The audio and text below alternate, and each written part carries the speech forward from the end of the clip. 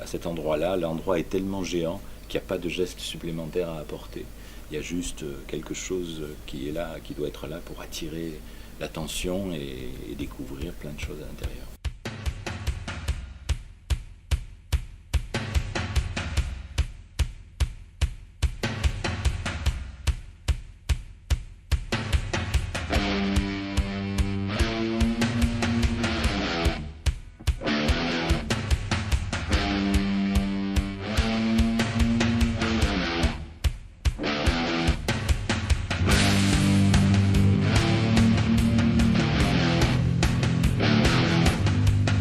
J'aime faire apparaître la question fondamentale de l'architecture, qui est la difficulté d'être.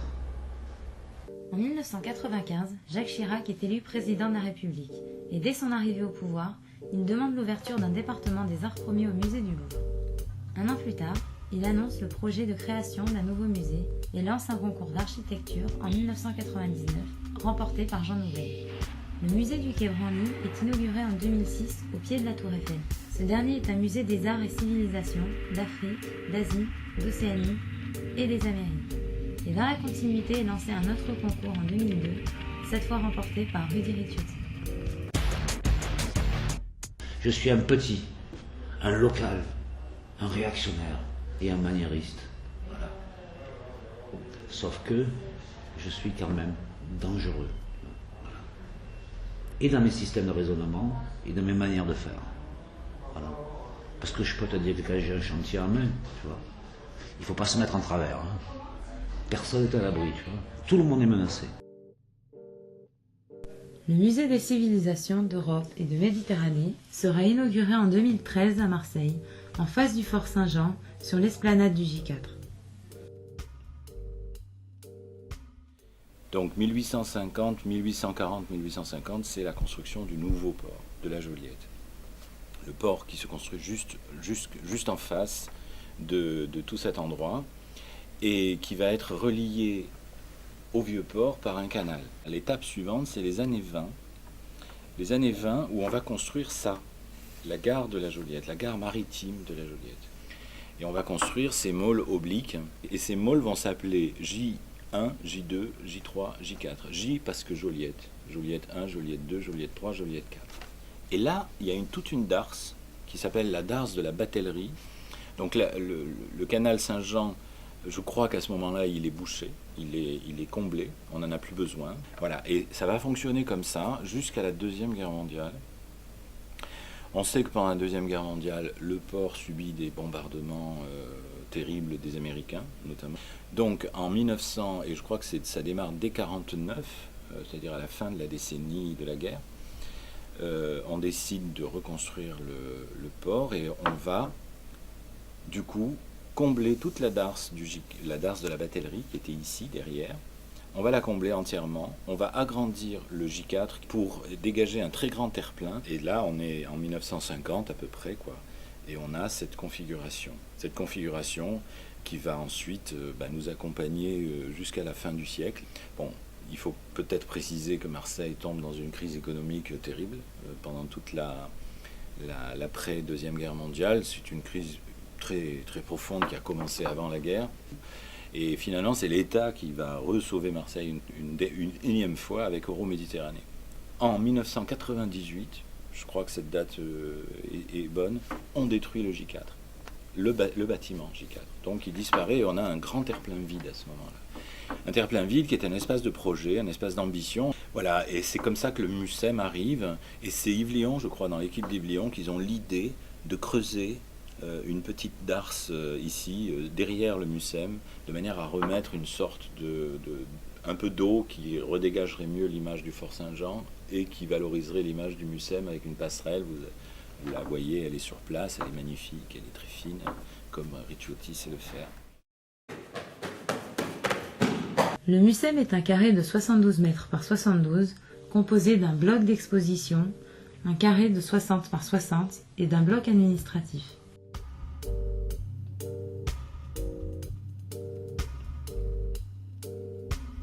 Ces blocs sont respectivement répartis sur 5 et 7 niveaux.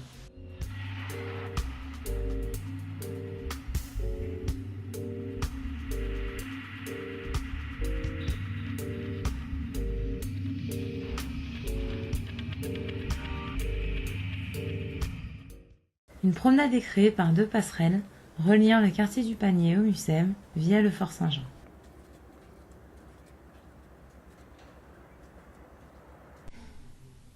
La passerelle se termine en forme d'épingle, afin que les nouveaux arrivants prennent conscience du chemin parcouru et se retournent une dernière fois sur le Fort Saint-Jean.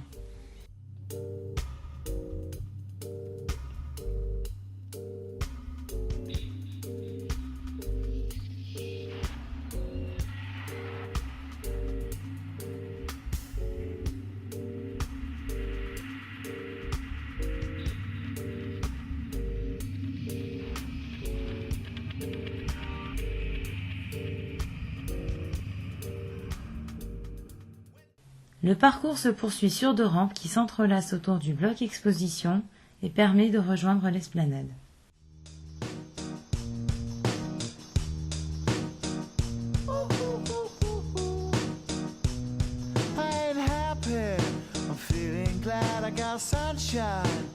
Le deuxième sous-sol comprend l'auditorium, les loges, un espace consacré au stockage des œuvres et un atelier multimédia. À l'étage supérieur, on retrouve la partie haute de l'auditorium.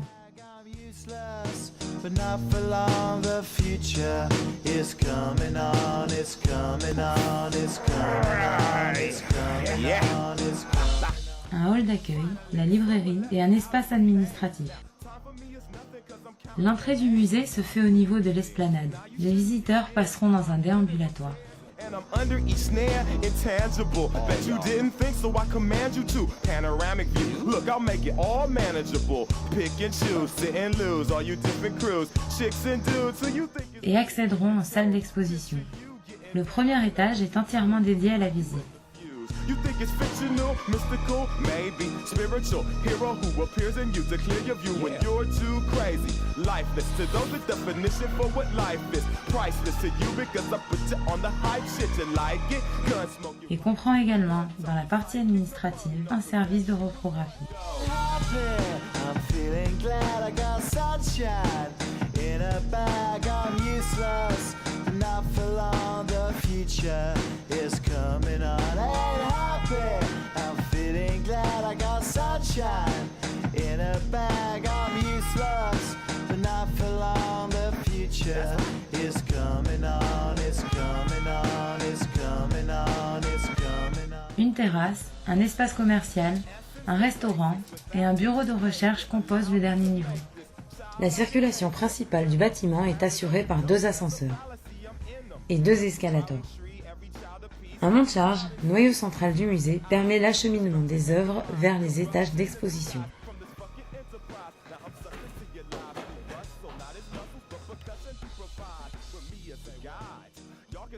Le J4 pourrait offrir une vue exceptionnelle sur la Méditerranée. Cependant, l'architecte a choisi de voiler son édifice avec une résille de béton. Oui, ça va un peu cacher la vue, mais il faut bien savoir que cette résille est orientée au sud et à l'ouest, là où on a les apports solaires les plus importants. Donc c'est... Et en toiture parce qu'on a une terrasse, on a besoin un peu d'ombre aussi. Toute la toiture n'est pas couverte. On a une bonne partie de la toiture qui est couverte. En façade sud, pour des raisons simples à comprendre, c'est qu'en façade sud et ouest, on a des grands volumes de verre gigantesques, mais sur toute la hauteur. Donc vous imaginez, si le soleil pénètre, ça fait des charges thermiques très, très, très agressives. Et entre cette résille et la façade vitrée, il y a des douves en eau de mer qui vont rafraîchir. Voilà, il y a de l'eau de mer qui circule en bas. With your mind, that's the inner. So I'ma stick around with Russ and be a mentor. Bust a few rhymes so motherfuckers remember what the thought is. I brought all this so you can survive when law is lawless. Le Mucem est un bâtiment technologiquement innovant avec une portée de plancher de 23 mètres et une passerelle 100% béton de 80 mètres. Il n'y a pas de faux plafond. Une épaisseur de 60 cm laisse apparentes des sections oméga comprenant câblage, lumière et autres technicités.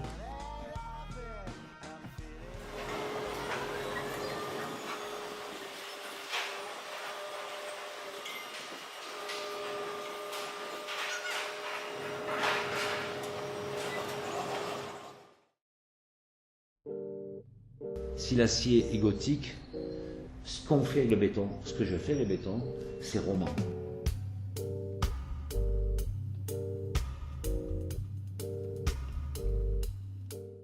Une architecture qui dialogue finalement tout simplement avec le Fort Saint-Jean, qui ne cherche pas la rivalité avec le Fort Saint-Jean, qui est une masse. C'est plutôt une architecture dématérialisée, c'est plutôt une architecture de la physicalité, une architecture de la tension, de la nervosité. C'est plutôt une architecture féminine, d'ailleurs, plutôt déshabillée, plutôt une architecture de séduction. Une écriture plutôt fragile, une écriture on pourrait dire presque féminine. Vous voyez, le Mucem, c'est pas le stadium de Vitrolles, par exemple. C'est l'antithèse. Vous voyez, c'est pas le projet d'Aix-en-Provence, le pavillon noir. C'est encore un autre système de raisonnement constructif qui génère ces élégantes structures arborescentes qui prennent des efforts énormes. Moi, j'aime dire que finalement, on est revenu avec ces nouveaux bétons, une troisième génération. Il y a eu les bétons armés, il y a eu les bétons précontraints, il y a les bétons fibrés ultra performants qu'on fait travailler en post-contrainte. C'est un peu le retour à l'éloge de la compression, comme à l'époque de la romanité. La connaissance de la pierre permettait de faire des choses incroyables. Regardez à Arles, la voûte plate de l'hôtel de ville. Il y a une voûte plate en pierre, dont on ne sait pas comment elle travaille la compression. Il y a un résultat architectural spectaculaire. Généralement, une poutre sur 2 appuis travaille en flexion. La poutre passerelle ne travaille qu'en compression, parce que la matière peut prendre des efforts de contact impressionnants que lui donnent les câbles de précontrainte. La précontrainte est une technique de réalisation très sophistiquée. Elle génère des efforts très savants et c'est ce qui permet d'avoir des résultats architecturaux. Il n'y a pas une séparation schizophrène entre l'architecture et l'art de construire. L'architecture et l'ingénierie. C'est un ensemble de choses. Et c'est le volume de raisonnement constructif qui écrit la narration architecturale.